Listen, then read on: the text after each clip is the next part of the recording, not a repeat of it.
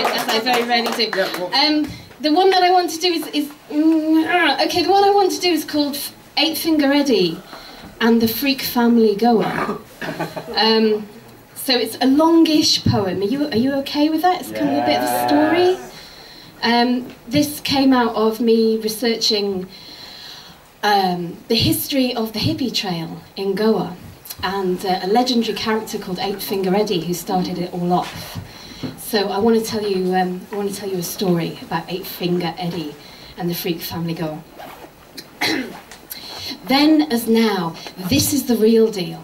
The women crouched under black umbrellas in Mapsa Market, muttering and brooding their clutches of vegetables like emerald alien spores or ivory Viking boats. Or the old man in the blue and white check dhoti and the vertical blade, scalping the brown-haired husks off coconuts. Or the grey nuns riding pillion on yellow motorcycle taxis that forced the crowds to part and eddy in front of these gridded cubby stalls, their dark mouths dribbling blazing marigolds and white jasmine onto rubbish and cow shit. 1968. His first ashram was just a ruin, full of weeds and cow shit. The second house had a white heart painted on the red tile roof to mark it as home for freaks. Above his sexy, smiling mouth, his bandit moustache tucked down prow and stern like an overturned fisherman's boat. And they all came to live the dream with EightFingerEddy, carrying offerings, bags of brown rice, red lentils, tollers of sticky black charis and moist-hearted green coconuts. Because Anjuna was virgin when he got there first. It was golden sand and a spit of rocks edged with coconuts, not even a chai shack, let alone these bars for the perma-tanned, perma-reggae imported vibe shit. But then they all came streaming after him over the blue Afghan passes, these flower children followers of Eddie. Next season, rents went up from $5 to $50. Suddenly it's a seller's market. And the blithe, silly buyers, they're also painfully fresh off the boat. They're pink and unbroken. They're soft and pink like unbroken mouths. 1970.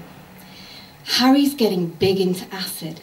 All he can think about is Valerie's mouth and how her slender blonde body has walked the beach naked so many times it's turned the bronze brown of toasted coconut. And he knows he's not the only one looking, and he's not the first one to go there, and he thinks maybe he's missed the boat. But then Chris loses it, exposing himself to terrified Catholic housewives spiked on some Nazi truth serum shit. And Big Jim gets arrested stealing cloth for his followers' robes, saying, well, the Messiah doesn't follow the rules of the market. And Kurt, it turns out Kurt was actually more into Eddie.